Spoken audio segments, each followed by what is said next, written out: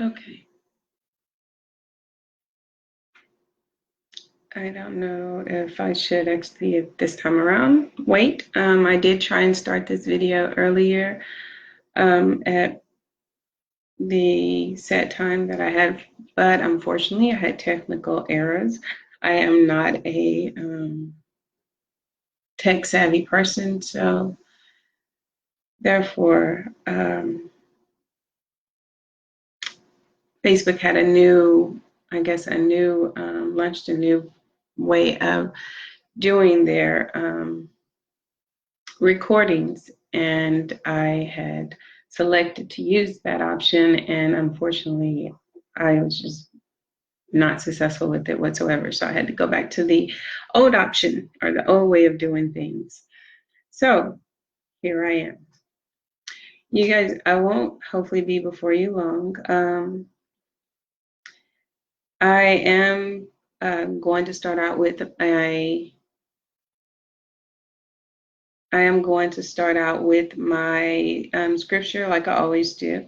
And my scripture is coming from Leviticus 19:17. And it is, let there be no hate in your heart for your brother, but you may make a protest to your neighbor so that he may be stopped from doing evil. And I'm not going to go into full details into why I chose this scripture, at least not right now. But I will say that it is a protest scripture. I did make it a point to go to the Bible because that's my study. That's where I get my instructions for life from. And I wanted to know, is it okay to protest? And so for Christians, it is okay to protest. I don't know how it is with other studies of, religion or whatever, but I do know that in the Bible, there was at least 39 different instances where there was a protest that took place. And so that is the reason I'm using Leviticus 19 and 17, because it is a scripture about protest, and it do say that if there is that if there I'm sorry that if there is something that you um, are not in agreement with your brother in regards to, or maybe disappointed, upset, what have you, that you should take those concerns to your neighbors, so that you don't yourself build up an anger. And I think that's what we're seeing right now, is a lot of disappointment, a lot of hurt, and a lot of anger amongst our neighbors in regards to what have been witnessed in the streets. And so I'm going to read it one more time. Leviticus 19:17, let there be no hate in your heart for your brother, but you may make a protest to your neighbor so that he may be stopped from doing evil. And I will touch on that a little bit later, but that's as much as I'm going to do right now in regards to it. We are in a season of protest, unfortunately, and we are in a season of forgiveness, because it's going to take a whole lot of forgiveness for us to get past what's going on right now in the streets. And it's going to take a whole lot of healing. So with that being said, I want to try and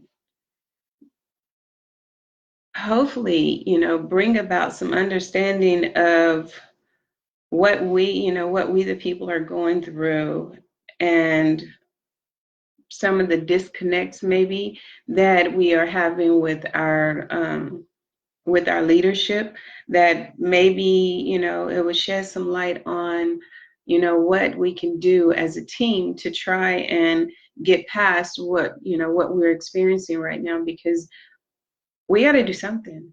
We have, like I said, and I'm going to keep saying it because I am an advocate for children. We have to do something, because we need to get things back in order for our children, for our babies, for all these young lives that are in the middle of all of this, that did not ask to be here, but they are here. And we have mothers and fathers that are being taken out of the homes because they are being distracted by what is going on in the streets. And so they're leaving their children behind. We have, even officers and service providers that are having to leave their babies behind to come and, take a role in all of this. And so we need to get back to doing what we are supposed to be doing.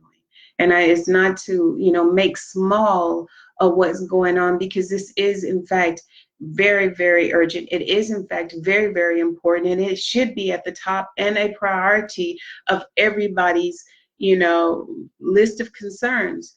But we do have children, we do have babies, we do have people that we are responsible for, little lives, and those little lives are being affected. You may not think so, because children don't always say what's on their minds. They don't always say what they're going through, but they know when mommy and daddy walks out their door, especially with everything being on the news, that mommy and daddy may not be in a safe situation. And I don't think that we're stopping, and I don't think we're pausing, and I don't think we're thinking about this. We have to think about this before we go out in that street and behave the way that we do. And it's not to say that, that a lot of you are misbehaving, but unfortunately, there are so many unexpected things that can happen when you get too many personalities and too many energies in the wrong place at the wrong time. And especially when it's being said that it's behind a certain, a certain concern. And you don't know who's coming along just for the, just for the tag of it, just for the ride of it. There are some people out there that are not out there with good intentions. And because of that, you have to be extremely cautious and extremely careful in, getting so many people together like that, because you got these people that, that are looking for a good time. The people that are out there protesting are not looking for a good time. They're grieving. They're hurting. They have lost loved ones. They have lost friends. They have witnessed things in the street that they do not agree with. They're marching for a purpose, for a change, for a better life. If not for themselves, for their children. So for all you immature people who have nothing to do with your wonderful selves, that are jumping up and jumping on the bandwagon just for a good time, this is not the time. They don't need your chaos. They don't need your immaturity. They don't need you to be out there being in the street creating chaos and creating drama in the middle of something so serious. This is serious. This is not a time to just create an attack just to create an attack, just because you want attention. This is not the time for it. We have good people that are going out in the street trying to make a change. We have good mommies, good daddies, good sisters, good brothers, good grandmas, good grandpas, aunties, uncles, and they want to go home. They want to go home.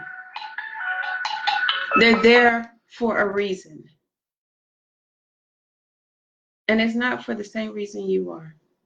If you're not there to grieve, if you're not there to stand and walk alongside of them saying, I'm here, I'm your brother, I'm your sister, I'm your neighbor, I care, then you shouldn't be there.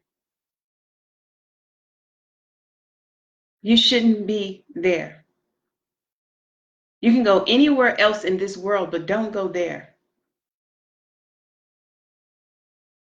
Because the last thing they want to witness is someone else laying on those streets, someone else bleeding on those streets, someone else being beat down, whether you're the one who's doing the beat down or somebody else because of your inappropriate behavior. So please, during this time, do us all a favor. If you're bored, if you have nothing else to do, and you're just looking for a good time, don't look for it in the middle of this moment. Go find it as far away from these grieving protests as you can. We would greatly appreciate your cooperation. Thank you in advance.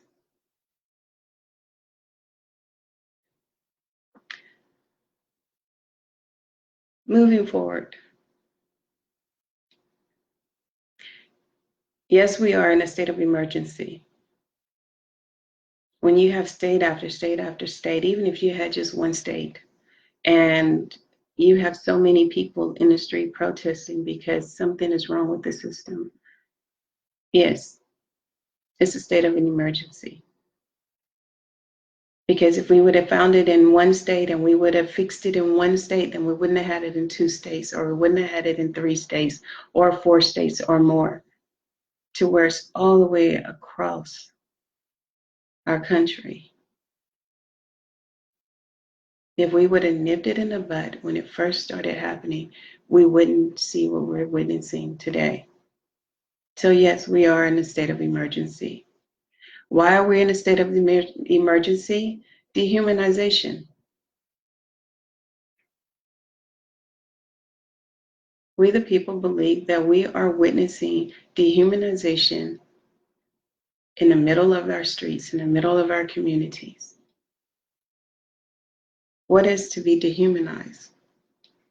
Deprived of positive human qualities. Brutal management methods and fear can dehumanize people. And that's what we're seeing. You treat people with respect, you get respect.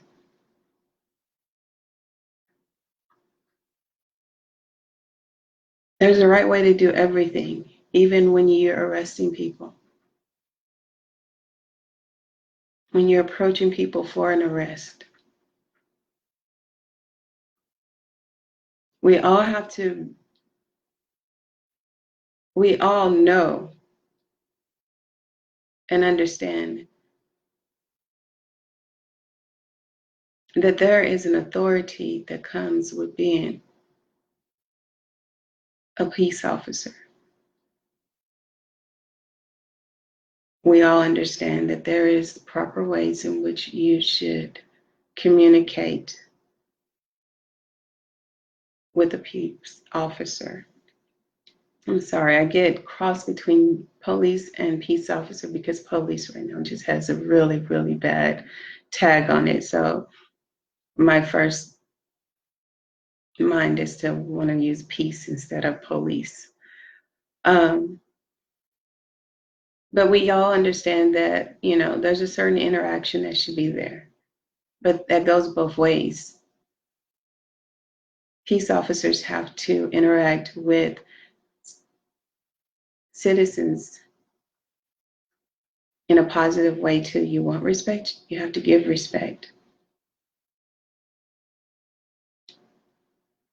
And what we're witnessing now is we're seeing dehumanization happening in the streets, happening in front of our children, in front of our families, and it's not okay. Back in the days, it was that it would happen behind bars, but now it's come on the other side of the bars, up close in person. And the people are just saying, no, this is not okay.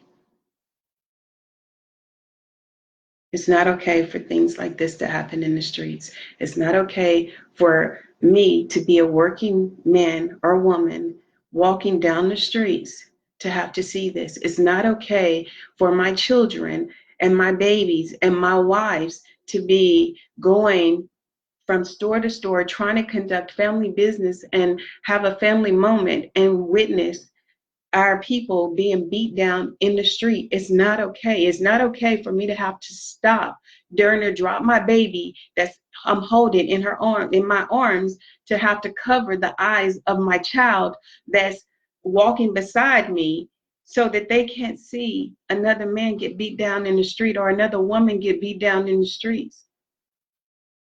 It's not okay for me to have to drop to the ground and run and try and get behind cars and buildings and crawl up under vehicles and snatch my children behind trees because of flying bullets.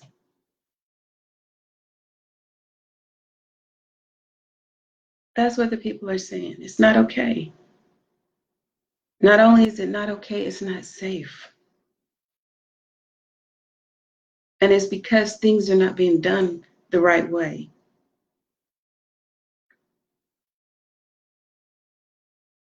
When you apprehend a person, when you have control of them, first of all, if they're smaller than one of you guys that are involved, then it only takes one. It doesn't take two. It doesn't take three. It doesn't take four. And it's okay to look on, but it doesn't take all of you guys to pin this person down to the ground, to knee them, to kick them, choke them. Unlike you guys, there's a whole lot of civilians that don't, or citizens who don't have any type of professional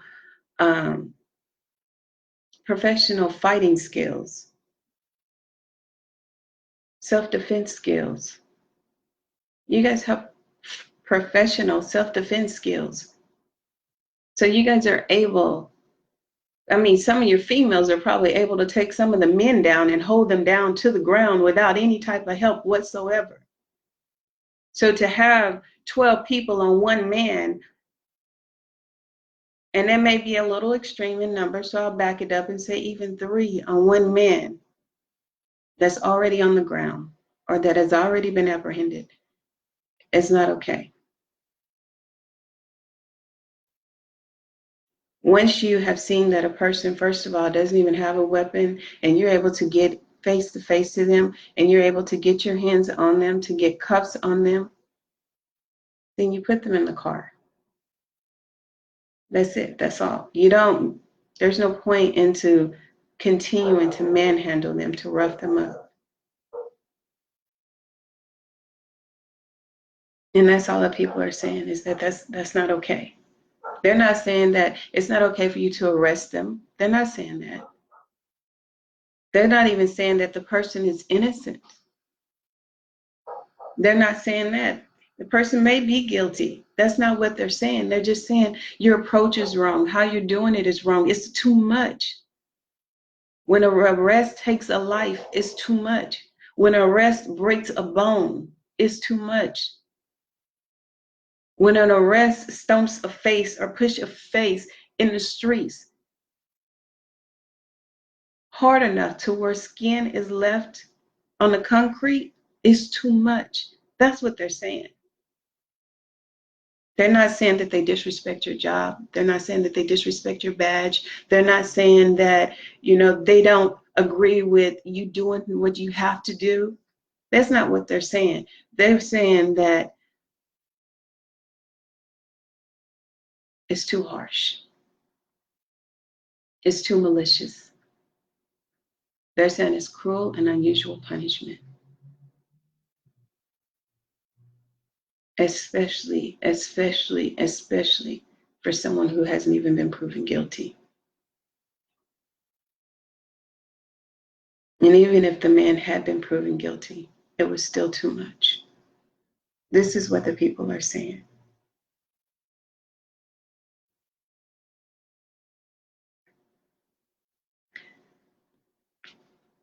The people need a right to be with each other right now. They need each other right now. They need to know that they can stand together.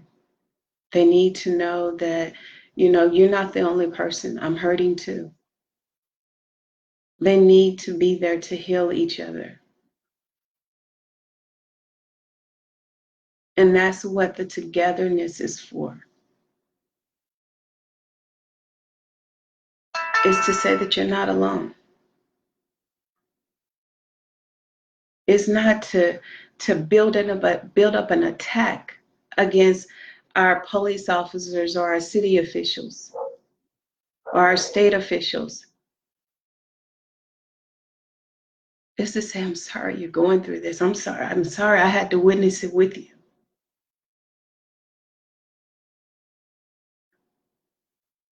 It's a together time. It's a time for healing. And yes, I know some of you say, but they're not even related. We are all brothers and sisters in Christ. And until you get an understanding of who our Father in heaven is, then you will never know what that means to us. Because see, our Father in heaven has no respect of person, has no respect of race. We love everybody. And if I hurt, they hurt. If you hurt, we hurt. And so until you know our faith, until you know our Father, you won't understand. But do understand this, that our coming together is not for revenge. Because our Father said that vengeance is His. We are to forgive.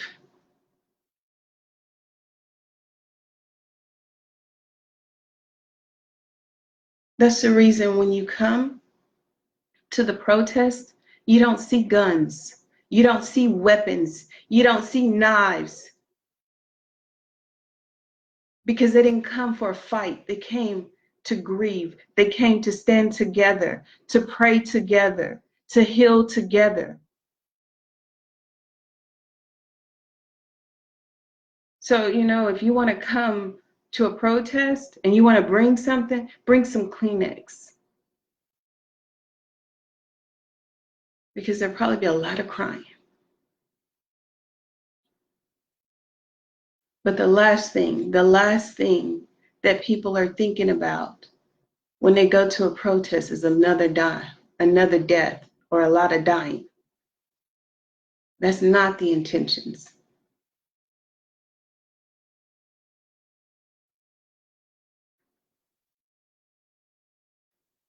People are scared.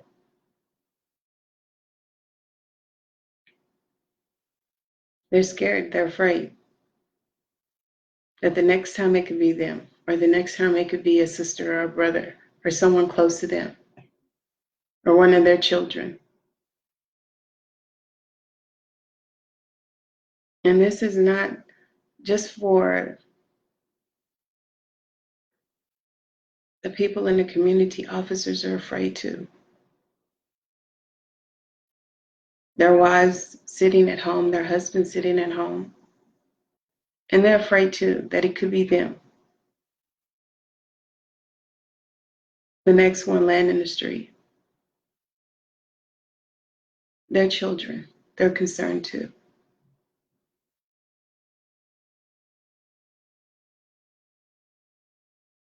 And so yes, what do? You want to get around someone who's going to give you some strength, who's going to encourage you, who's going to boost you up, who's going to talk you through. Am I the only one who realized the numbers of suicide?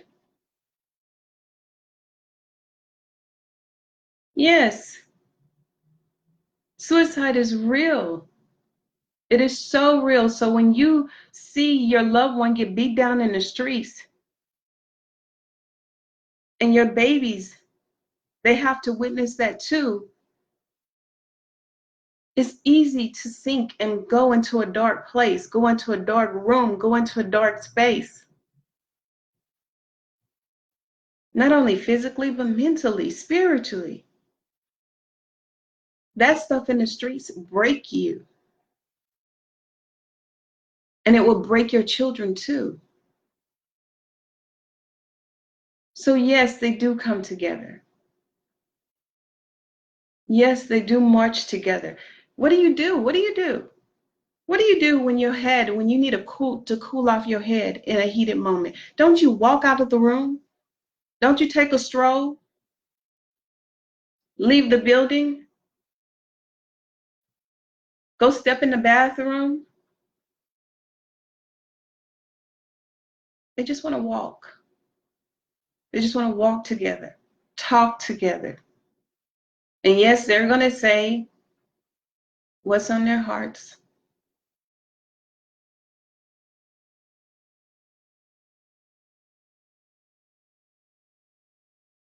But that's what a protest is. And in our Bible, it teaches us that's okay. Because if you don't say what you need to say, you will build up a rage. So that you won't be angry with your brother, you tell them, you share with them what it is that you disagree with, what it is that, how they've hurt you. Prayerfully so they can make it right.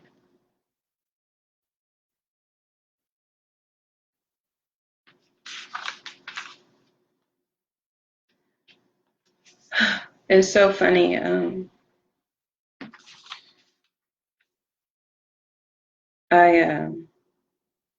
When I think about the people walking the streets, especially the Christians, the children of God, when I think about them walking the streets in this COVID-19, what is supposed to be an already dangerous season for us. All the children, I said especially the children of God.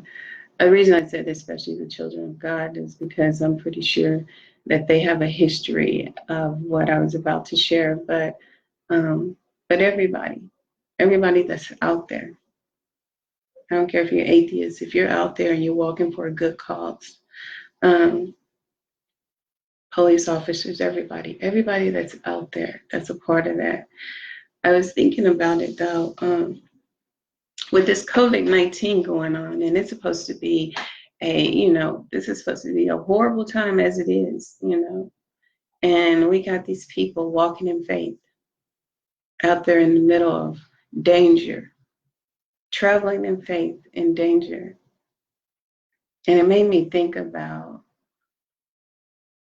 over in Daniel chapter 3, the 3 Hebrew boys, Shadrach, Meshach, and Abednego. How when they were put in a fiery furnace. And I know some of you may know the story and some of you may not, but the story goes that there was a king, a leader, who wanted them to bow down to his ways, his images. And they didn't agree with his images. And so they refused to bow. And because they refused to bow, he put them in a fiery furnace. And in this fiery furnace, as he looked closer, he noticed that it wasn't just those 3. He noticed that there was a 4th person or a 4th spirit. He noticed that they wasn't alone.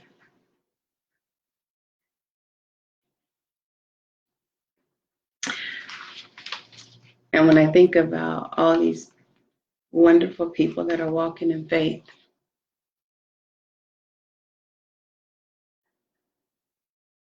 walking and believing that to take this walk in the middle of an already dangerous season, that a change is going to come. I remember how in that fiery furnace, the Lord didn't let them walk alone, or the Lord didn't let them stand alone. He was right there with them.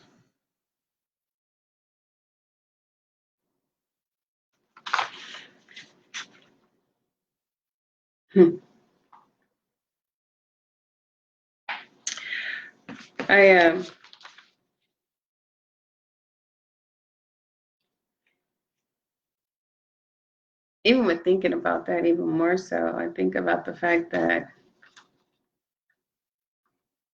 with those three Hebrew boys, they wasn't just, they wasn't just regular people, you know. These were people that was chosen, that the king had chosen and actually put over a certain part of Babylon. So these are people that they were in position. He had put them in, leadership position over a certain province of Babylon, and they still wouldn't bow. They still wouldn't bow because it wasn't okay. What the king was asking, what their leader was asking, wasn't okay.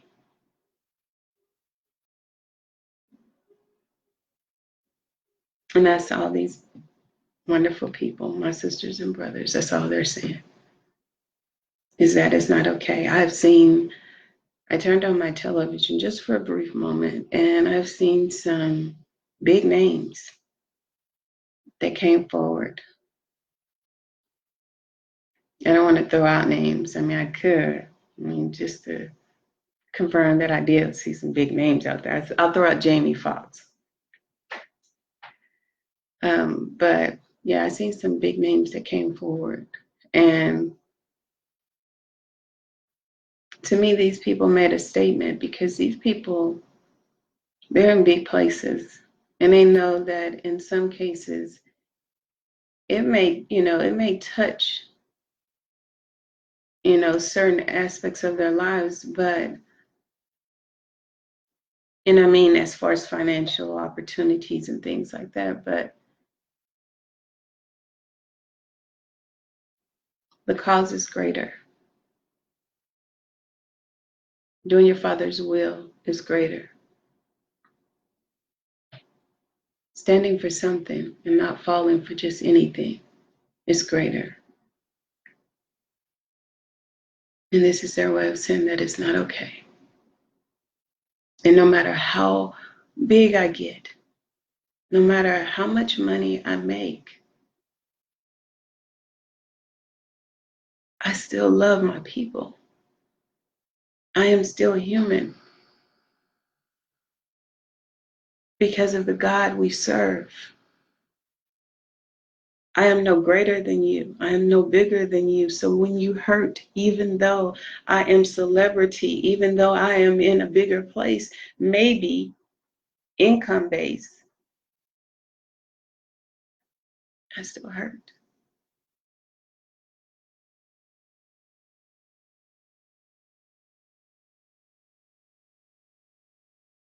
So for you wonderful people that don't get it and don't understand why the protest is necessary, why the coming together is necessary, it's necessary for the healing, it's necessary for the grieving, and it's necessary to advocate the message that it's not okay.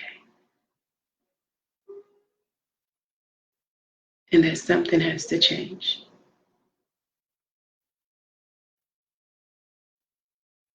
That's the reason. Not to retaliate.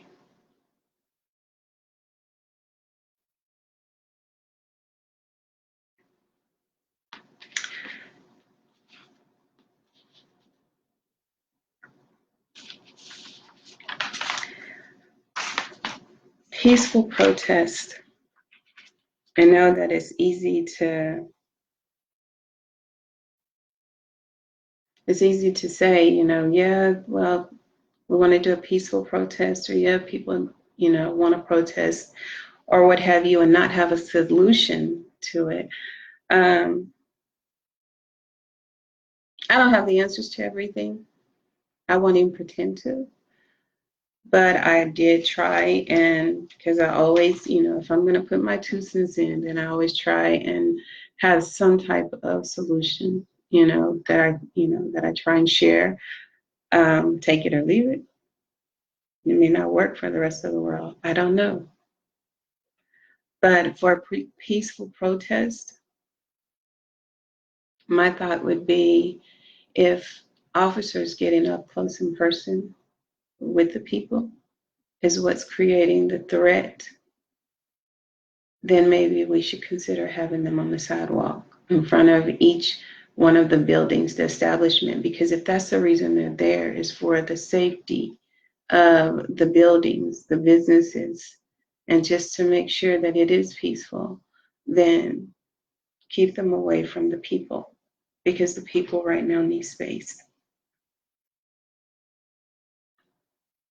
They just need a place to just be safe and to be together. So I don't know how that would work, if that is at all possible. I do know that you're able to clear the streets for parades. Why not okay it for a peaceful protest? Have the officers stand away on the sidewalk, and they too are safe because there's a distance between them as well as the people. And have the people to stand out in the courtyard, or if they're walking the streets, then they walk the streets like a parade, and they have that walk together. They have that peaceful moment of togetherness and to grieve. And you have the officers there available for the protection of the businesses. And I think that that's in my wonderful head, and I could be wrong. I think that that's a peaceful protest, solution, because I feel like if you get somebody that actually walks towards the businesses and towards the officers, then you know that they were making the wrong decision. And that's not okay. You have a designated place to be, you stay in a designated place, and you have your moment to protest, you have your moment to grieve, you have your moment to be with the other families that are there. Same thing with the officers. They come off the sidewalk and they get out of the area that's supposed to be for the officers, then you know that their intentions are wrong.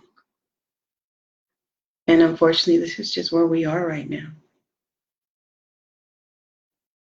Because officers don't trust the people in the communities, and the people in the communities, unfortunately, are not trusting the police officers.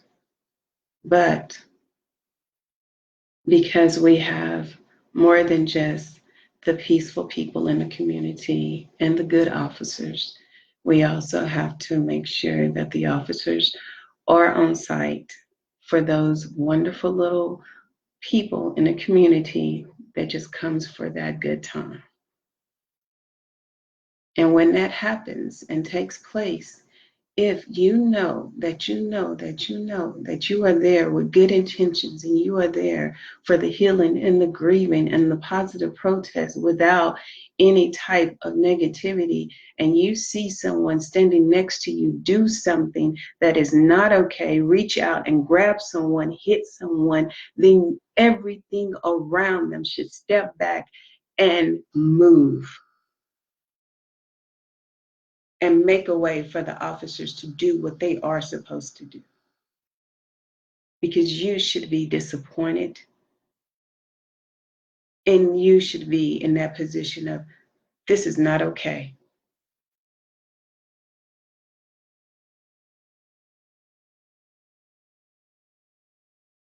And you move out the way. I don't care if you have to move and you point.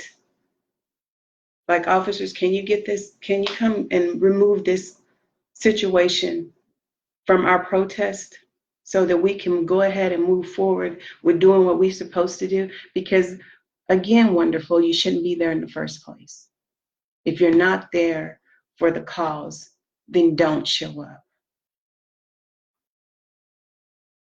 And if you are there for the cause,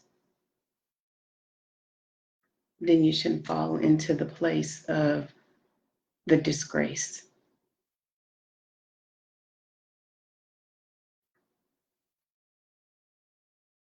Because that's the reason you're there in the first place. It's because you're saying that it's wrong and you're not standing for it. so you don't become a part of it. So when you witness it, you stand back away from it.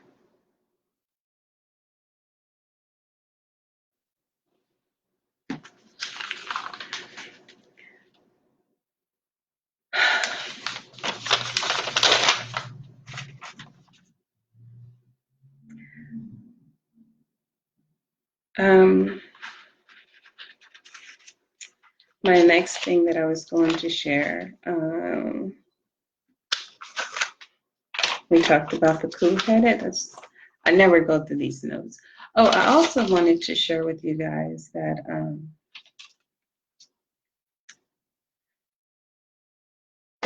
I know I always try and post an intro to what I'm going to talk about before I actually do the video. But I also went to Exodus 19 and 21. And in Exodus 19:21, it is also a scripture about protesting. And it says, "And the Lord said to him, Go down and warn the people, so that they do not force their way through to see the Lord, and many of them perish." To me, when I came across this scripture, it was a scripture that screamed out, do things decent and in order. I know you want to see the good. I know you want to see, people turn away from their evil ways and do things right. But you cannot do it forcefully. Anything that you do forcefully creates a friction, creates a problem. So you have to do it decent and in order. So I'm going to read the scripture one more time. It's found in Exodus 19:21. It is a protest scripture. And it says, "And the Lord said to him, Go down and warn the people so they do not force their way through to see the Lord, and many of them perish." You can't do this protest by force. You have to do things the right way.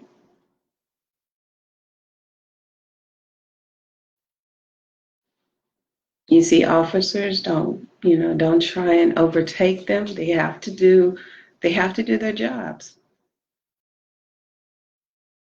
So you have to respect them and give them the opportunity to do their jobs. There are some wonderful police officers that are there to serve and protect.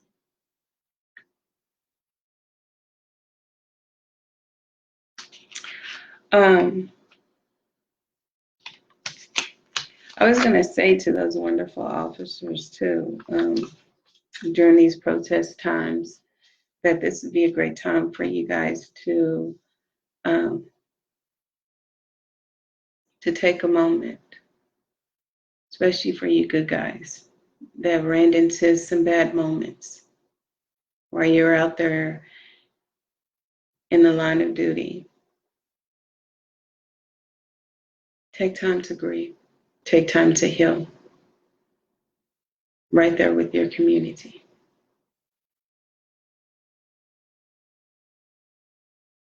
If you're going to be there, use that time wisely. Hopefully and prayerfully, these wonderful people who with bad intentions, they'll stay away from the scene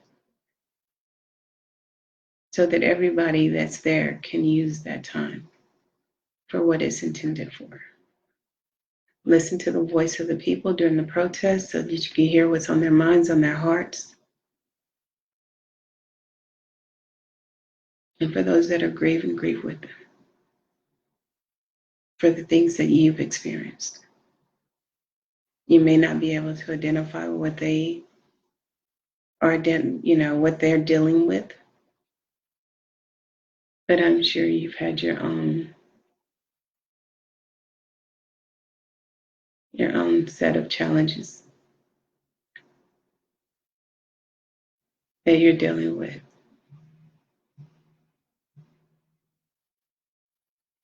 And they come from protecting and serving the people. So while the people are grieving and while the people are going through what they're going through, you leave yours there too.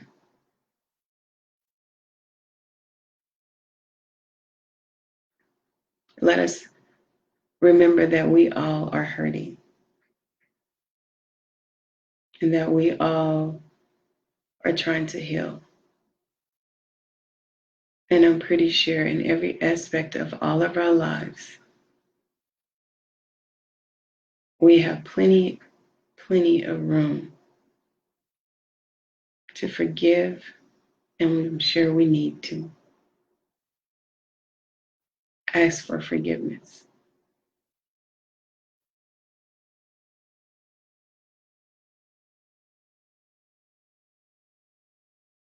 And I say that to say that there is no one sin greater than the next.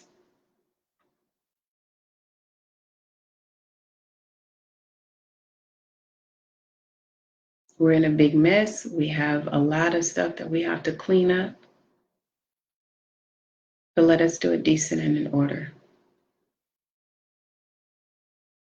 And let us not tear up the rest of our world. Isn't that the whole point in us trying to make a change?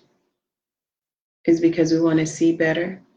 In order to see better, we have to do better. If you want to experience better, you have to quit tearing down what is not broken. Yes, I'm speaking of the businesses. The businesses, leave them alone. Let them be. You want to live in a better place, then quit tearing it up. That's just real talk. How are you going to say, oh, I'm fighting to live in a better place and do things better, do things differently, but you are the epitome? I'm not speaking of all of you, but if you get that one next to you that want to throw a brick, that want to take a bat to a building, you should be looking at them twice. And you should be asking them, what are you doing here? And you should remind him, this is our community. I have to live here. I shop at this store. My daughter works at this store. My mother is a cashier. This business pays our bills. Decent and in order. It's not okay.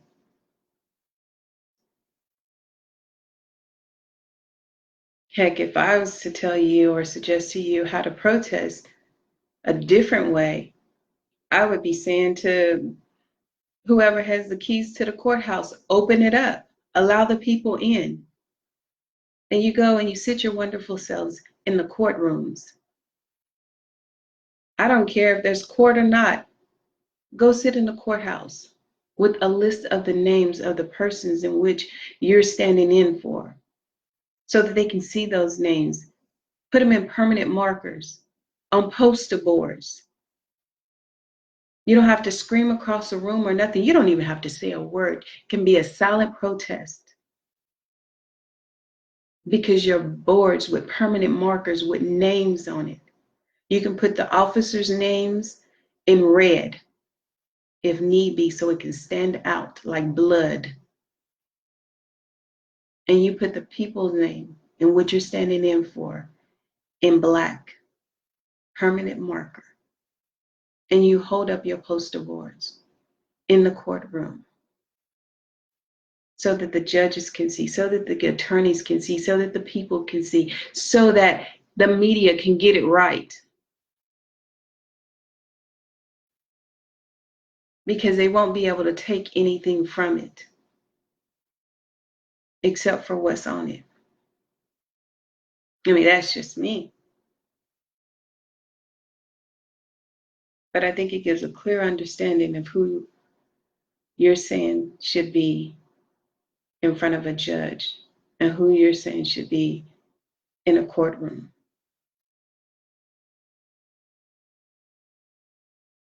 I'm just saying.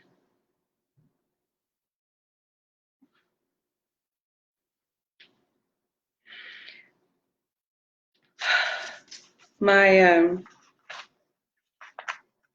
also wanted to share with you, for those of you whose argument is that these business owners are not caring about what you're caring about, or not, struggling with you, or not walking with you. How would you know? You don't know who's on the side of you. You don't know who's, protesting with you. And even more so, if I had to just be, devil's advocate, I would say, for those of you who's playing this race card, and I'm not that race person who likes to actually talk about race, but for those of you who are playing the race card, are you really giving other races the okay to come up close and in person with you? You'll never know how they feel if you don't give them a chance to. There are probably some people that are sitting at home and they are in so much agreement with you that, dude, that's wrong, that's not okay. And they're probably hurting with you, but they can't even get up close to you because you keep playing a race card and including them against the battle that you're fighting against. And they're not. Do you make sense? But then you're saying that they're not on the same page as you. You're saying they're not walking with you. They don't feel what you feel. You don't give them a chance to. And it's not even that they don't feel what you feel. It's just that they don't know, if I approach you, will you try and attack me? Will you try and hurt me? When all I'm trying to do is get close to you so I can walk with you,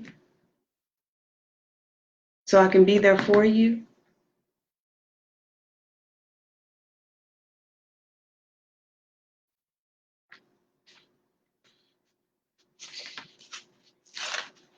Everything is not a race thing. Oh, because a white man did it, or a white woman did it, or a black woman did it, or a black man did it, it's not a race thing.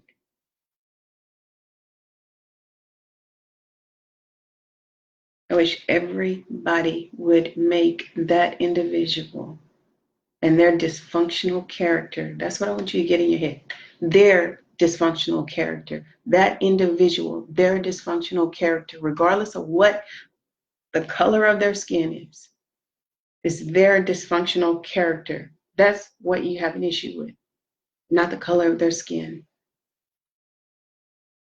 That is so petty. So petty, the color of someone's skin. No, it's something bigger than that.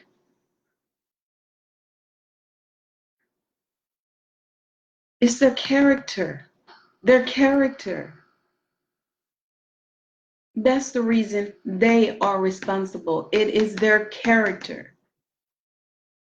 Now, when you get outside of their character and you start trying to pursue some help, listen up, leadership, listen up, officials, city officials, state officials, president, listen up. When you get outside of that individual's character that did wrong, that murdered in the streets, when you get outside of their character trying to get the help from someone in the system, and you don't get the help that you need, then it's called a system error. It's called a system dysfunction.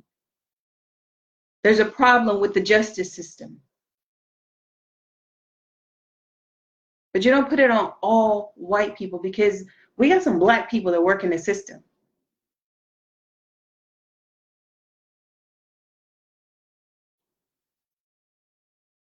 So now you're crossing into a whole nother area.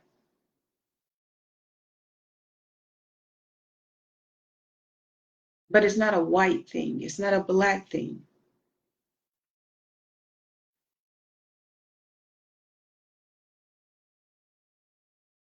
So let's try and work on that. They're a dysfunctional character. They're a malicious character. That individual. And maybe then, if you can manage to say that and deal with that when you go and approach someone for some help and for some support, you may be able to get it much faster because you haven't thrown them under the bus while you're trying to talk about the situation that you're really concerned about. How are you going to go and approach a black man about a problem and you're saying, yeah, and these black people, they did this and they did that, and you're throwing them up under the bus at the same time that you're trying to get help? I know I used black. I should have used white, but I wanted to use black. I wanted to stay, you know. But do you understand what I'm saying? And if you don't, pray about it. Let it sink in. It's that individual's malicious intent, that individual's dysfunctional character, that individual responsible for their actions. That individual. My white daughter is not responsible for the action of all white men, white women. No, sorry, would never touch you. My Hispanic child is not responsible for the action of all Hispanic men and women. Sorry, newsflash, they probably wasn't even in the vicinity.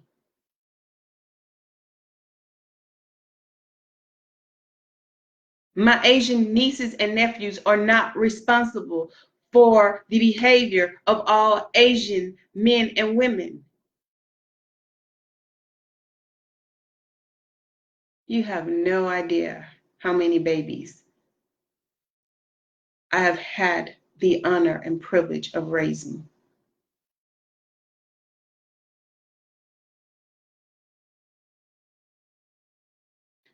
Every black man and every black woman is not responsible for the actions of every black man and every black woman. And we don't feel the same way that every black man and every black woman feels. And we don't have the same anger that every black man and every black woman have. So please forgive us if we don't understand when you include us and throw us under the bus. So, to all you wonderful people of all different beautiful shades and colors, can you please kindly refrain from making a race thing and bringing it to the dysfunctional character of that being that has displayed a negative and malicious behavior in front of your wonderful face? Give them the credit they deserve. Don't put that mess on everybody else. Because I wouldn't pull the trigger on you. I wouldn't run you down in the streets. I would not curse you.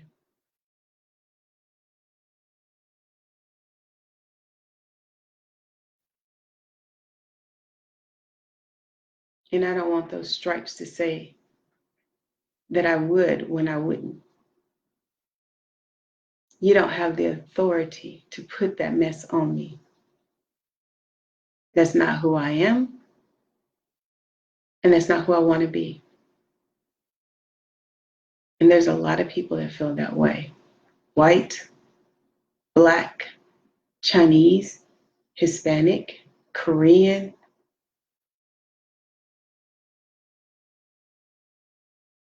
We were all created the same way, but we were not made the same way. We're not all made out of the same stuff, the same history. We don't all have the same challenges. There are people that are angry, and they angry for good reasons. And I'm not talking about the things in the streets. I'm talking about could have started out just from what happened in the house, their home.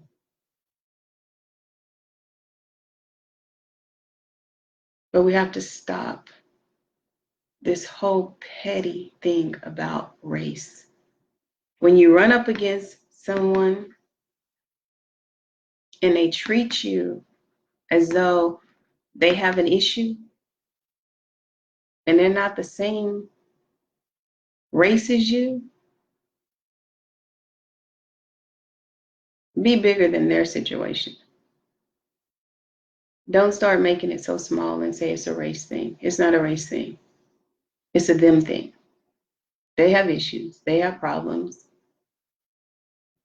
They're probably miserable. Misery loves company. And so because they're miserable, because they're broken, and because they have problems, then they're going to try and make somebody else miserable and have problems and give them all kind of challenges. You know how it is, even when you're not a different race. You know what that looks like. It's the same mess. The same mess, just in a different coat. But when you get away from the whole ideology of race and you start dealing with the individual and their content of character, especially when you're trying to take it to these institutions or to these places or people in the system, you probably get a lot farther.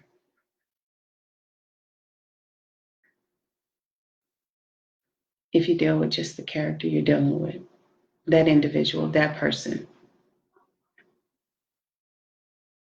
Let these people show you who they are.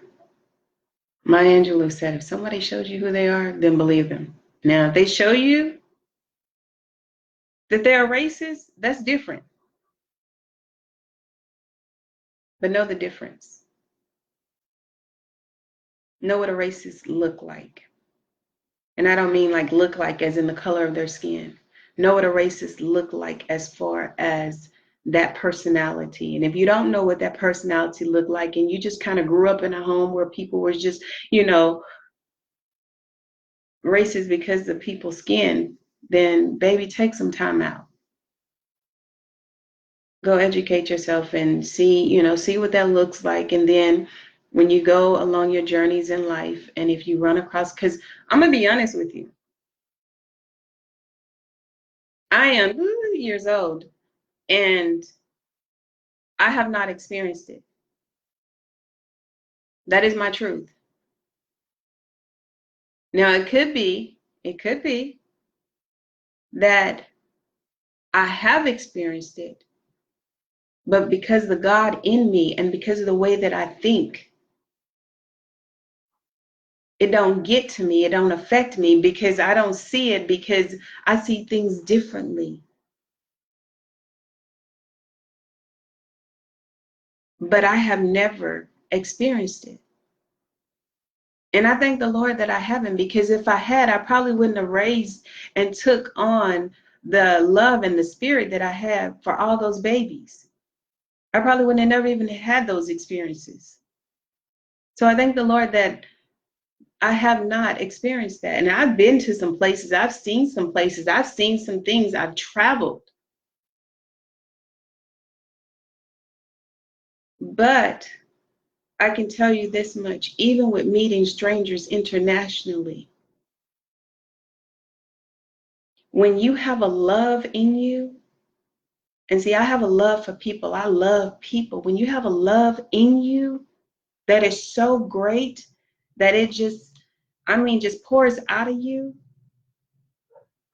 no matter who you meet, there's times when I couldn't even speak to the people that I met.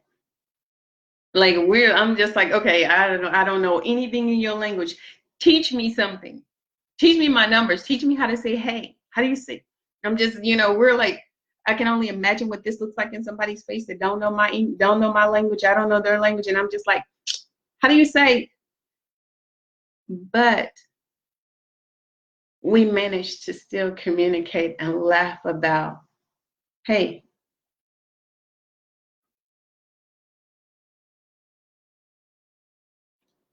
change your way of thinking. If everything is about race, then change it.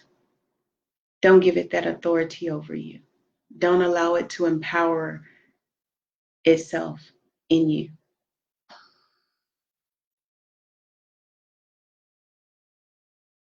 No, it's not about the race. It's your character, little buddy. Because I have a white friend that I hang out with, and he cool. So I know, since I have a white friend and he cool, that it ain't a white thing, because ain't nothing wrong with his whiteness. So therefore, if he's white and ain't nothing wrong with his whiteness, and I had a teacher that taught me, and she was white and she was amazing, and she, loved on me and saw great things in me, then I know it ain't a white thing. So, no, that's your character, little buddy. That's just who you are, right? So now that you show me who you are, now I know.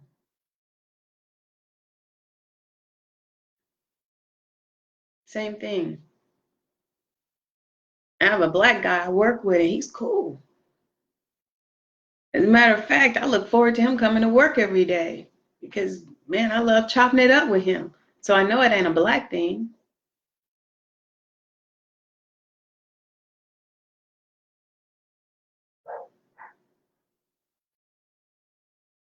I got a black manager.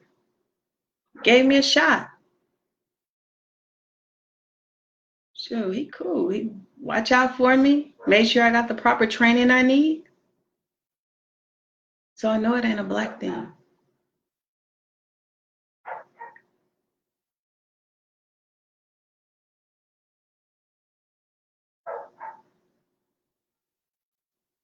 I got an Asian manager.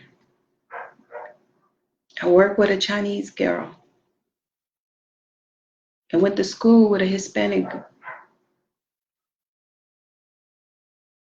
She was cool. We still cool right today. See what I mean? You know the answer. You know the answer. You know it's not a white thing. You know it's not a black thing. A Chinese thing, an Asian thing. You know this. It's petty. Don't do it. Don't use it. It's too small. It's like it's too big and too small. One of those blessings and curses, It's too small when it comes to really trying to, it's petty. So petty.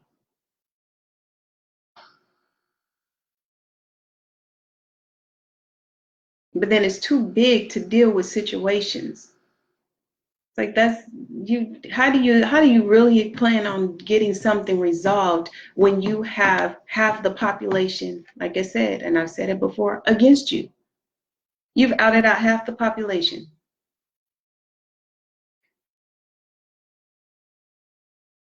Not because they wanted to be, not because that was their choice. That was because it was your choice. You created your own boundaries.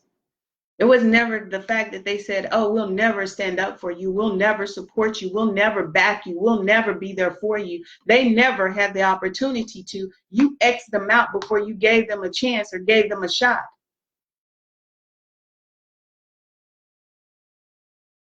So I'm just saying.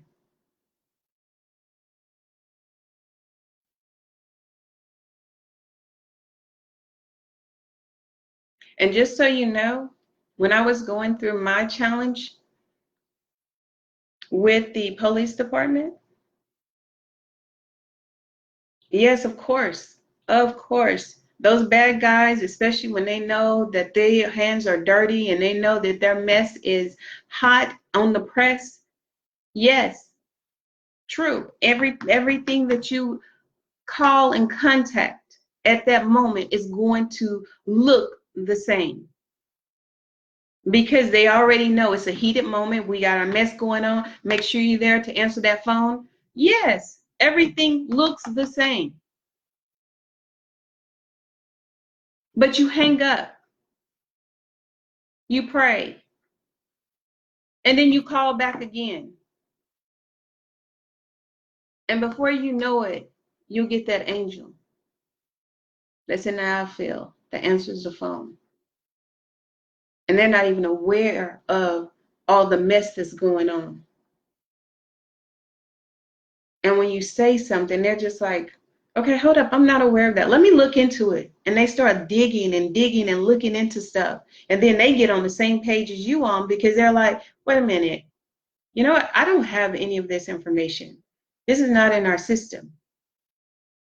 And then it's like, now you're on the same page, because you've gotten past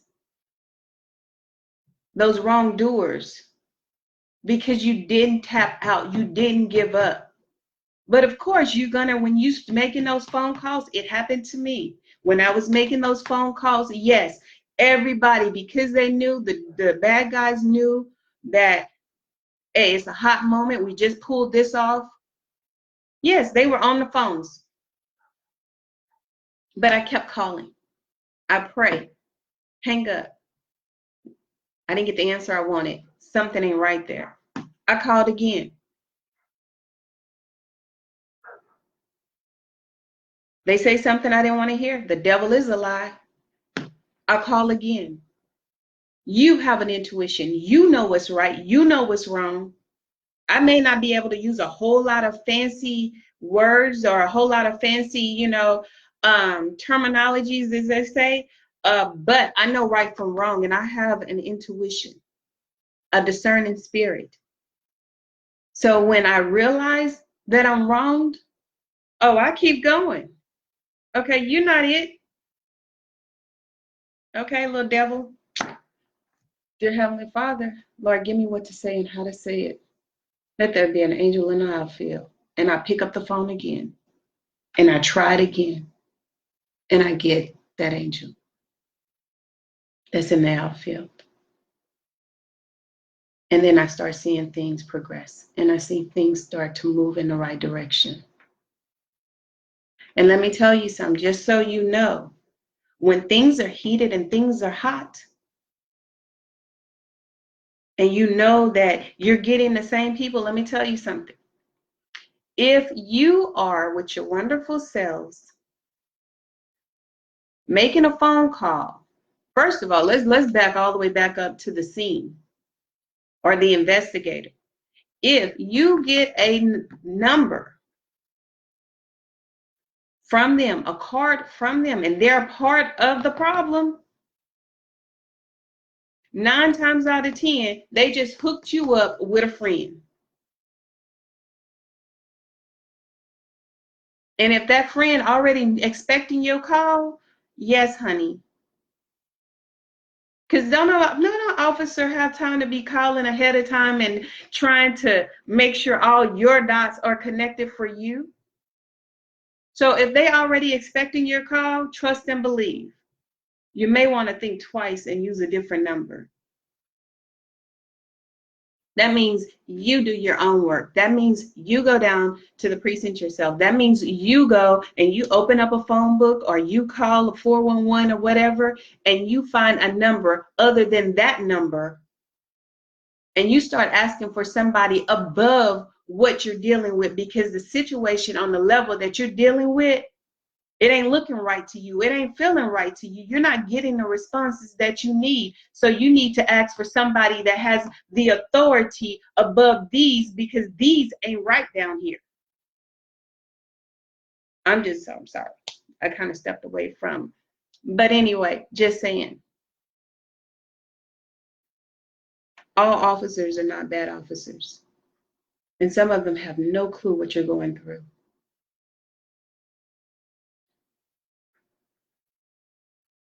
I have officers that when I did pick up the phone, they were digging just as hard as I was trying to find an answer. And they were just as shocked as I was when they didn't have one.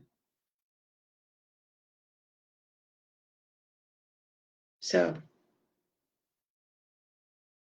don't think it's a whole force. You just may have not gotten past that wall of that bad part of the force. And you have to keep trying.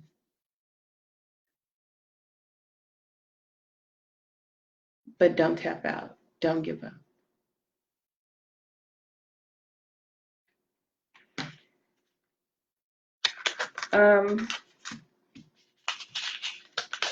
Sorry, I had a moment there. My apologies. Okay, I think, let me just make sure. I always write these little notes and I never go by them. So, sorry. Oh, I wanted to share with the wonderful city officials, state officials, if you got any of them out there that's listening, I wanted you guys to know that, and I don't know if I said it already, but I don't think you can say it too many times, or I can say it too many times. The people are not rebelling against you. They're not being rebellious. They are wanting leadership. You went out there and you had all this money spent and all this money collected so that you could do a certain job and be in a certain position. Well, you're in a certain position, you're supposed to be doing a certain job, and they're just like, okay, where are you? They're not being rebellious. They're not acting out. They're calling for leadership. Where's the leaders? Where are the leaders? This is a city. We voted. Where are the leaders? You're in the position for a reason. Even the people who's not out there protesting are still like, where's the leadership?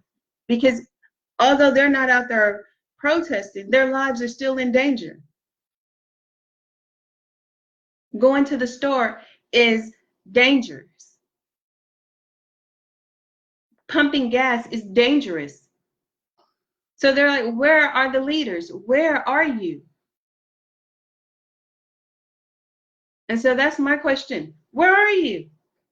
I still haven't seen a leader. 2018, my brother was murdered, left on the streets. They lied. Sheriffs, investigators, officers, prosecuting attorney. I just still can't get over that. Multiple prosecuting attorneys lied, set up an ambush on us, lied, only to find out later, after they closed the case, not even going to court or anything, the wonderful child, meaning the young lady who supposedly did the hit and run, which we understand now wasn't a hit and run, who never seen a body, only to find out later when she decided to send me a picture of her vehicle that night where she said she never seen my brother's body, that the Lord showed me that my brother's body was an image in her headlight.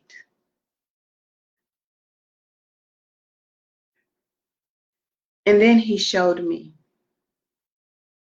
that not only was my brother's body an image in her headlight, that if I looked a little closer on specks of dust on her vehicle, in specks on her vehicle, things that looks to the natural eye like dust. And if you need me to prove it, I will. But things that look to the natural eye like dust, if I looked a little closer on the inside of it, I was able to see cops.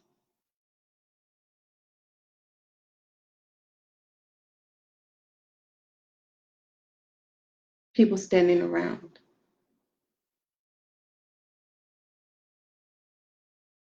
Because during that time, I went into a place of prayer with my Father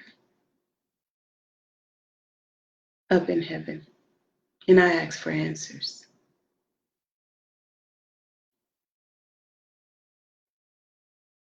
Because anytime when they said no, I said, but God.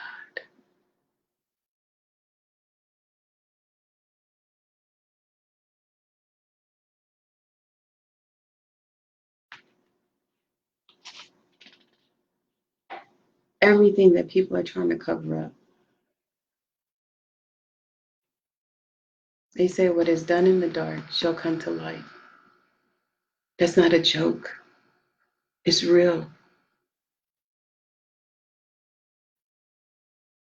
So I say to you again, you have to understand our faith. You have to understand who our Father is.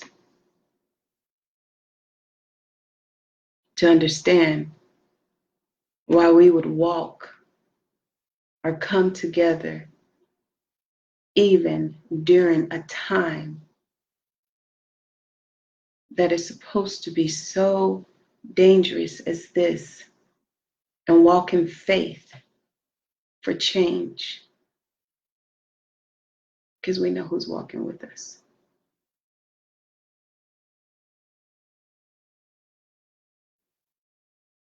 Don't tap out. Don't give up. And don't think that every cop is a bad cop. Trust me, I didn't want to be a bad person when I grew up. That's not the reason I wanted to be a cop.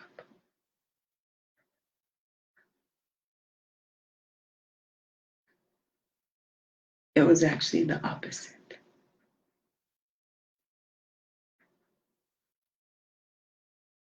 You got some good people out there on the line. You just have to get to them during your trying times. And until they are able to figure out a way to get these bad guys out of these suits that look like them, you're going to have to stay out of their way. Meaning these bad guys' way, these bad cops' way. But yes, you're right. City, state, good cops, you guys have a job to do. You got some bad cops out there. And it's not that the people are rebelling against you. This is just your truth. And the reality of it is, the people are not breaking your rules and regulations and your laws and your procedures.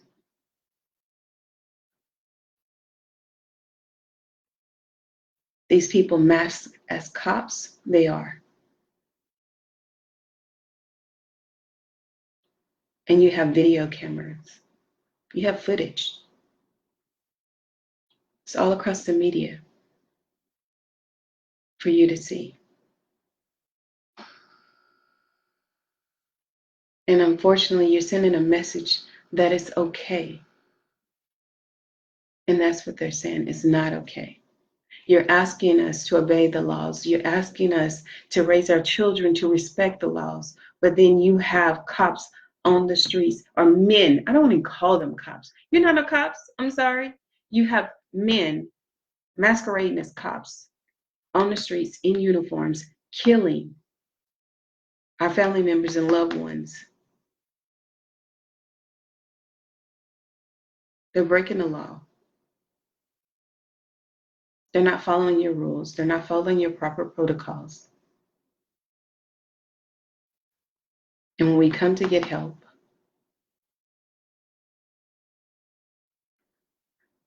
we see no resolve. We see no justice. So across the states,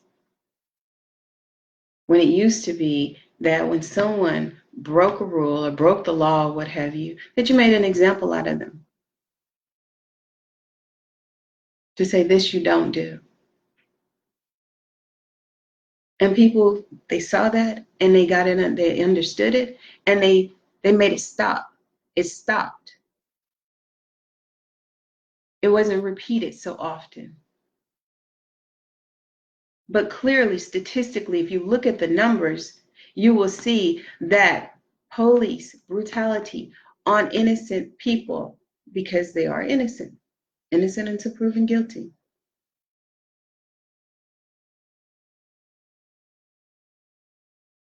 So malicious conduct in the streets, in front of our families, in front of our children, in front of the fathers, mothers,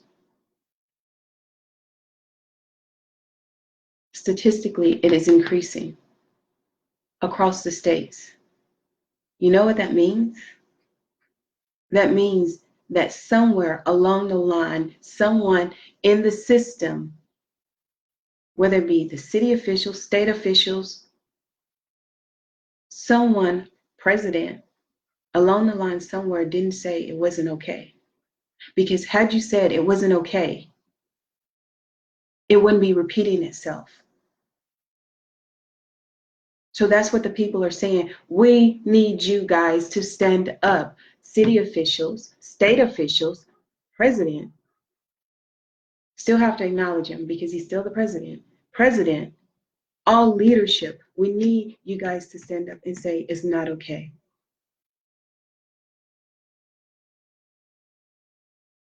Well, we may be saying it's not okay behind doors. No, no, no, no, no, no, no, no, no. You cannot say it's not okay behind doors. That's not okay.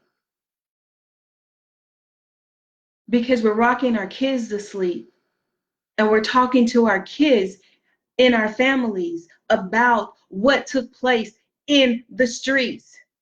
So we need to be able to say, come here, baby, come, sit, baby. Listen to what the mayor is saying. Come here, baby, come here. Listen what the president is saying. Come here, baby, listen to what. Well, mommy, what happened? Is he still out there? The answer should be no. The answer should be absolute not. Not, I don't know. Not, I'm not sure. Not, you know what, baby.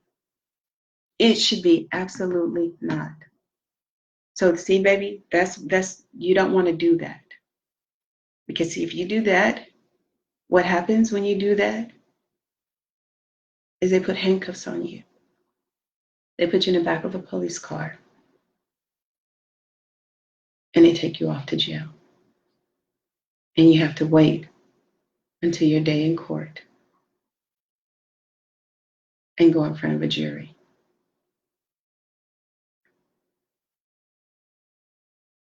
And this is, during this time, this is the time when the families get a chance to be at peace while they wait. This is the time that the families get a chance to start their healing process. Because they know now those wonderful city and state officials and president whom they have elected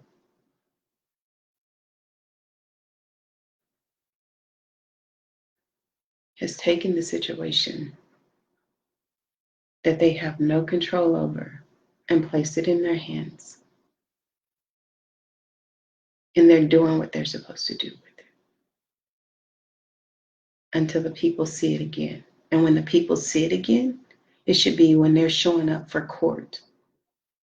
Because 9 times out of 10, these situations, if properly taken care of correctly, they come before a jury and a judge. And so people have the opportunity to then show up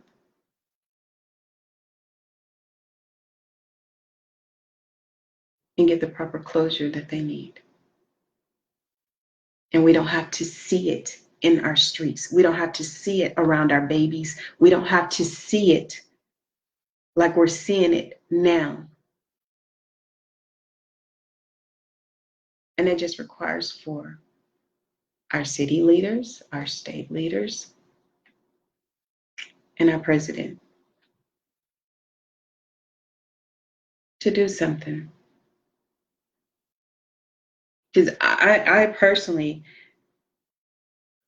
I would have, I'm gonna tell you, I remember my pastor called me up and he asked me to, he said he had a family emergency, he had to go away out of state. And he wanted me to do Vacation Bible School, like run Vacation Bible School. When I tell you, my heart raced so fast. And my immediate answer was no, because I felt like that's too many lives. There's too many lives to be over. It's too many lives. And I didn't want to, I didn't want to lead nobody astray, because I know you have to teach. You have to teach during Vacation Bible School. You have to lead people. And he wouldn't take no for an answer. He said he had prayed about it, thought about it, wouldn't take no for an answer. How you not gonna take no for an answer? Like, first of all, I hadn't been there at that church as long as, of course, so many other people. And I just felt like there were so many other options. And he said, no. When he prayed about it, the Lord gave him me. You have no earthly idea what that did to me. But out of obedience, I prayed about it and I moved forward, and we had an amazing time. But I say that to say that city officials, state officials, president, you don't ask for a role in leadership and not want to lead. Who does that? Who does that? If you're going to ask for a role in leadership, then get your tail up and lead. The people need you. Your city needs you. Your state needs you. Your country needs you. There's buildings being torn down, cars flipped over, lives being taken, places getting caught on fire or being burned down. What are you doing? What are you doing? If you don't know how to lead, I have a Bible with instructions. Even if you're not a Christian, you can still read it for this season, to get through this season.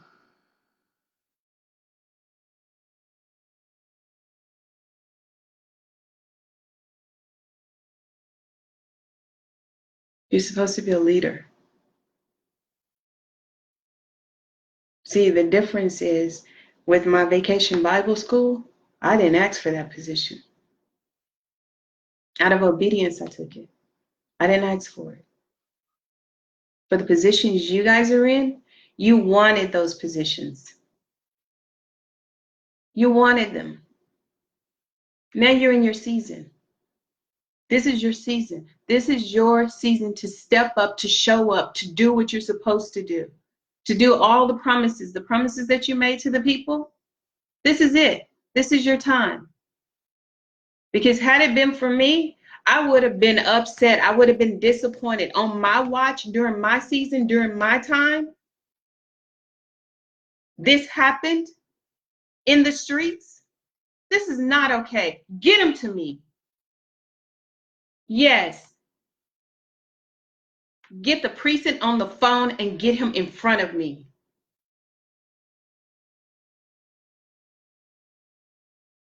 And yes, I would have wanted to know, what are you thinking? How did you think that this was be okay? And then if he had an answer, I would stop him. Hold up, pause. It's not okay. I don't need your excuse. I don't need your justification. It is not okay. It is never okay for people to see that type of behavior in the streets, in a suit. It's not okay. You're a police officer. You're supposed to be bigger than the situation. Not the problem. The solution.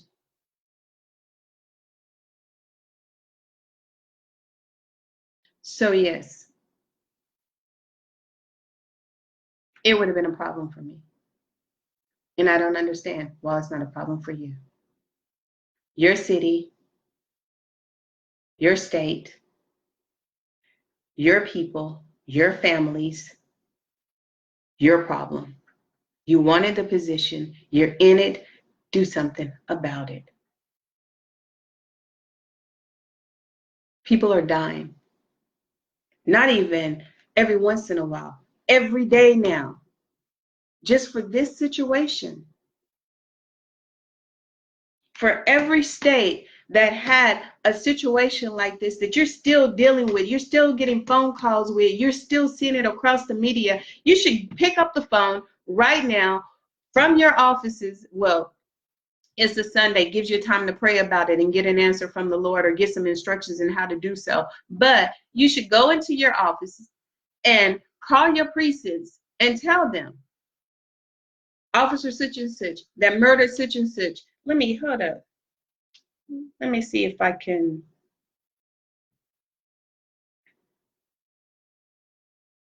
Give me just a second. I'm sorry. I didn't have any idea that I would do this, but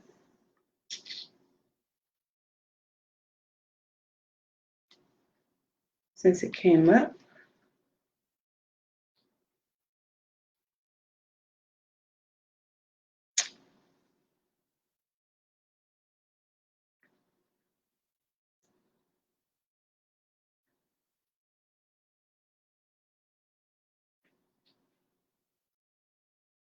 Okay, I don't have.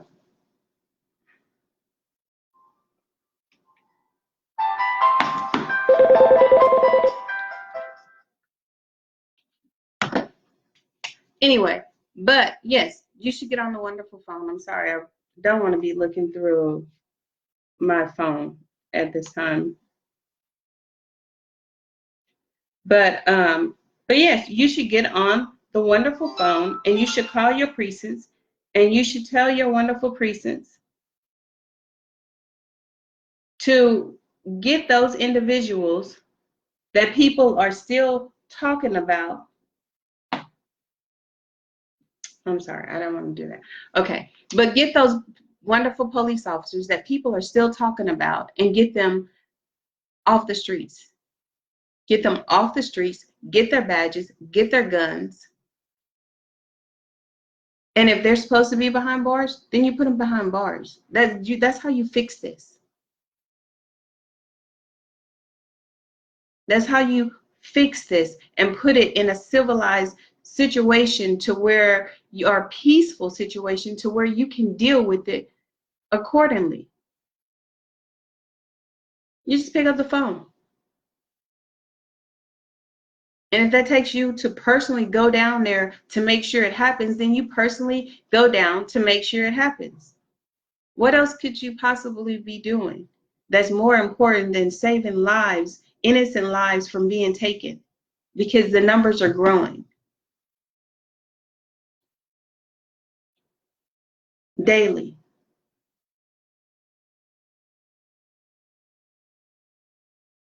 And I don't understand for the life of me, why are the numbers growing in regards to someone with so many, and so not just someone, but behind individuals who have so much media footage out there where you can clearly see their behaviors demonstrated in the streets. Why would you be protecting those individuals? Why would you be allowing and permissioning others to die trying to get an answer, trying to get a system to do what it's supposed to do? Why I don't understand that for the life of me. The system is designed to address issues and challenges like this. So why behind one or two or maybe 10, but a few, you would allow thousands to put their lives in jeopardy over these individuals?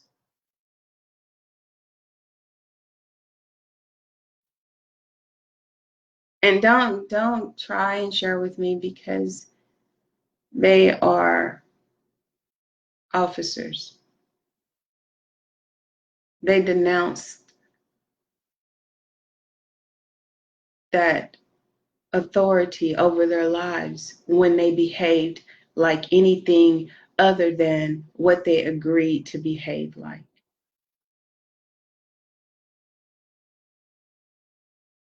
There are certain standards that an officer is supposed to, certain conducts, certain behaviors that an officer is supposed to live by. And if you are able to see through this media and all this footage that that is not what you did,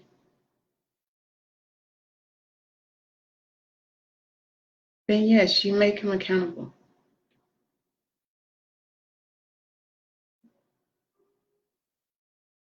I'm not going to tear up my streets, tear up my communities, tear up my families, my schools, and have these children believe that this is okay.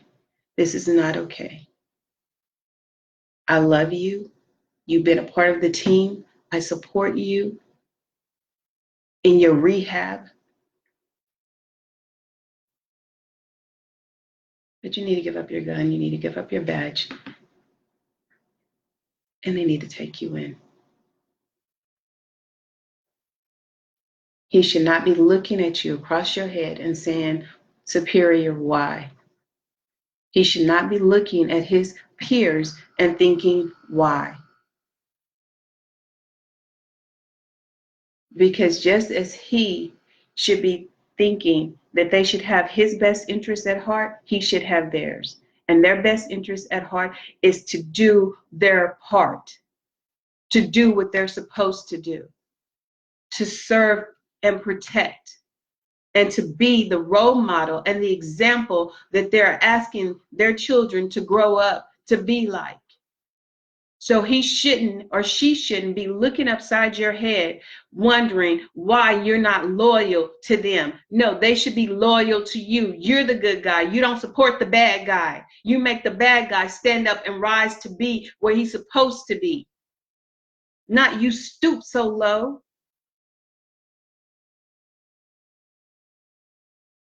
You're going in the wrong direction. You're going so far in the wrong direction, you look out your windows or drive down your streets, you probably see the effect of it in your streets. They didn't want a leadership that they can walk on. They didn't want a leadership that wasn't going to stand up. That was the whole point. You're supposed to stand up. You're supposed to stand up. At what point are you going to get up? How many lives have to be taken for you to stand up, for you to get up? Better yet, you should be sitting there wondering, behind your desk, eating food with your family, looking at their wonderful faces, sitting on your couch wondering, how have he not come to you? If he was supposed to be a good guy, right? If you're supposed to be a good guy, you're supposed to be a good cop, why haven't you made it to me yet? Why haven't you come to me and say, you know what? Here's my gun, here's my badge. I had to go deal with this. I'm going to turn myself in. You know why?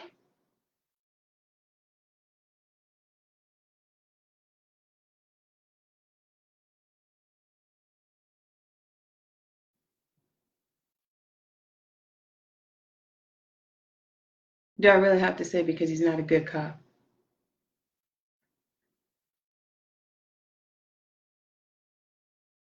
See, when you're a good person at heart, there is something about severe mistakes, especially it's taking the life of an individual, that's huge. Huge. To take a life. Do you know how much it has to take for a mind to dehumanize somebody so much till you take their life? Heck, with good people can make a mistake, just on saying something to somebody that's wrong, and it will eat at them and they would have to apologize. But we're talking about a life. And you haven't had anybody to approach you and say, I'm wrong? Say, I need to turn my badge and my gun in because I need to go before the people. I need to go deal with this.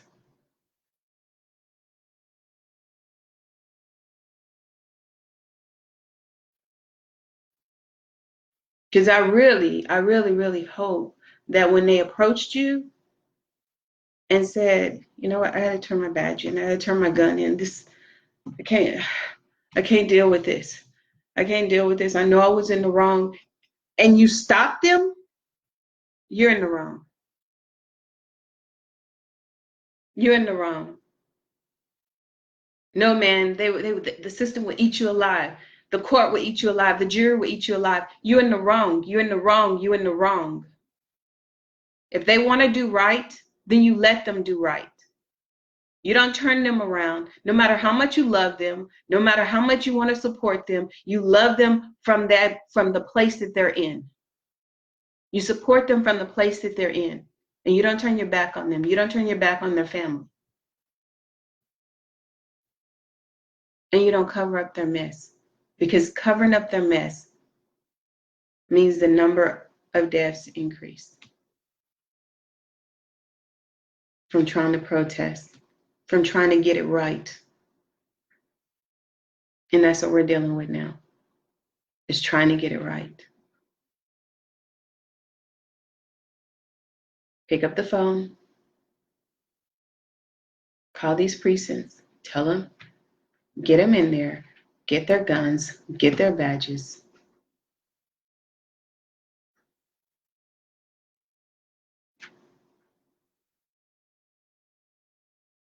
And let us all pray for them.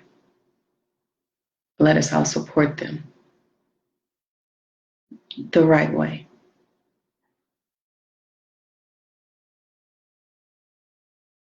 Let us all encourage their families the right way.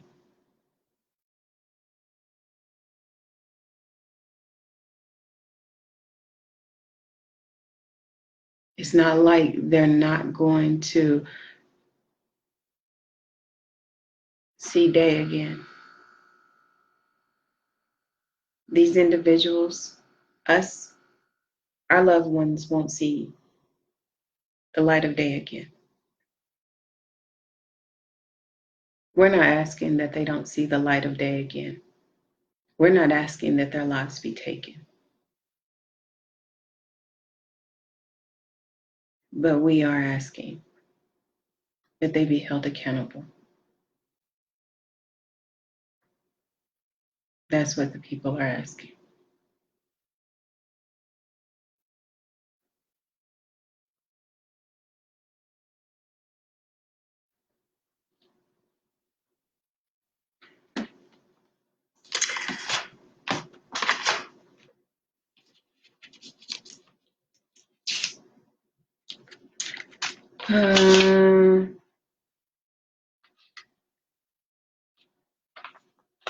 I want to say, before I leave you guys,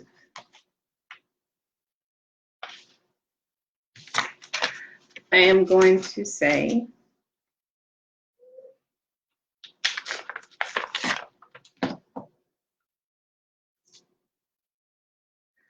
there's another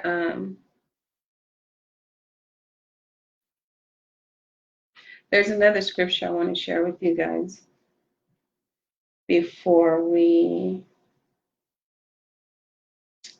get out of here.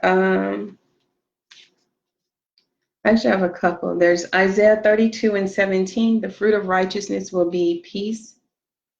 The effect of righteousness will be quietness and confidence forever. And then we have Proverbs 24:24-25. Whoever says to the guilty, you are innocent, will be cursed by people and denounced by nations, but it will go well with those who convict the guilty and rich blessings will come on them. That is just a confirmation that doing right is the right thing to do.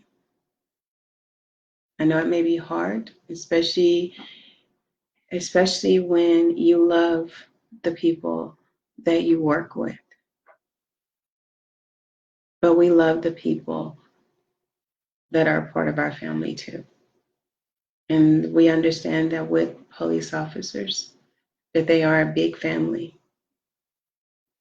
But when your family members do wrong, it should be your responsibility to help correct that.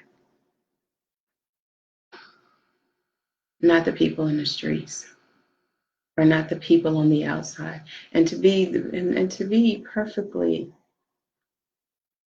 honest with you, for me, myself, I personally feel, and this is like, notice I said personally, I personally feel like with any police officers in our communities, that umbrella of familyness does not stop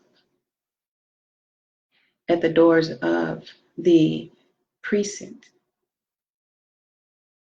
at the police department, at the sheriff's office. I'm one of those individuals that feel like those officers are a part of our families as well. And the people in the community are saying to those city officials, the state officials, the president, to our big brothers and our big sisters, is a cry out to you guys that our brothers and our sisters in the force are acting up and they're not doing things right, and this is not fair. And we're calling out to our big sisters and brothers, and we're saying, help. And you know how you get that sibling rivalry in the house when the parents are too busy or too distracted to pay attention and to focus on the children, and so the kids decide to take it out amongst themselves? City and state officials, stand up. Stand up.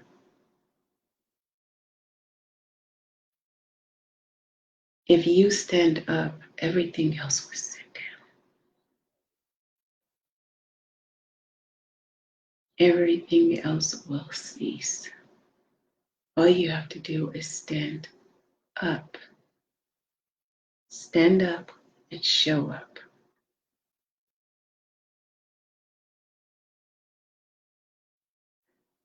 I'm going to leave you guys with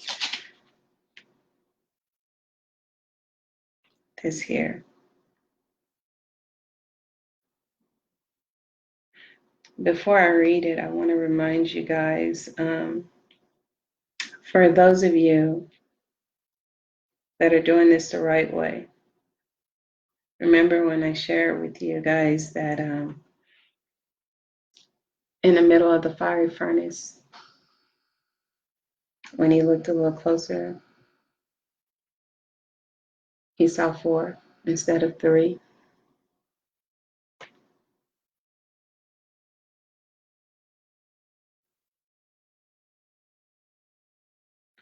I want you guys to remember that in your walk, that you're not walking alone. My closing is Luke 18:1-8. Luke 18:1-8. It says, then Jesus told his disciples a parable to show them that they should always pray and not give up. He said, in a certain town there was a judge who neither feared God nor cared what people thought. And there was a widow in that town who kept coming to him with the plea, grant me justice against my adversary. For some time he refused, but finally he said to himself, even though I don't fear God or care what people think, yet because this widow keeps bothering me, I will see that she gets justice so that she won't eventually come and attack me. And the Lord said, listen to what the unjust judge says. And will not God bring about justice for his chosen ones who cry out to him day and night? Will he keep putting them off? I tell you, he will see that they get justice and quickly. However, when the Son of Man comes, will he find faith on earth?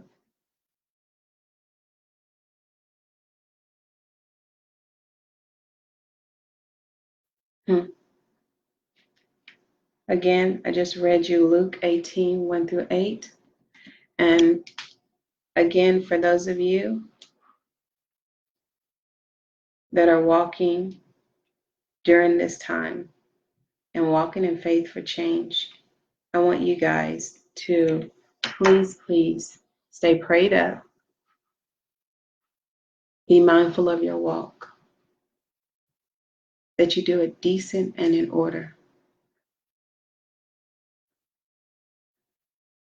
And don't allow for distractions of those negative individuals who would want to poison your thoughts with something negative and make this into something negative. It is positive.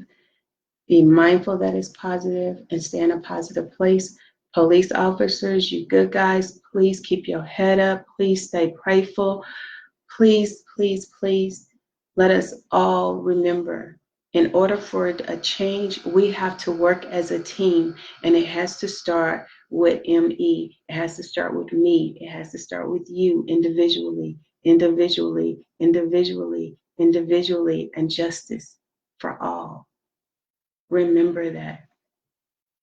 Remember also, we are working on being mindful to stay away from the petty race thing and make the individual accountable for their own behaviors. Because if we do that, we can grow in numbers and you can learn to love your neighbors. And then you can see how strong of a nation we can really be. But as for now, I love you guys. Peace. And I want you to remember, stay strong. And even during this walk, even during this time, do not forget your loved ones. Do not forget your children. Do not forget your friends. Please check on them, because somebody may be hurting. Somebody may be thinking about suicide. Don't be so distracted about what's going on the outside that you forget to check up on your inside. So please check on your loved ones, check on your friends, check on as many people as you possibly can, and just keep your head up, keep loving, and remember, praise him in the middle, because he's with you.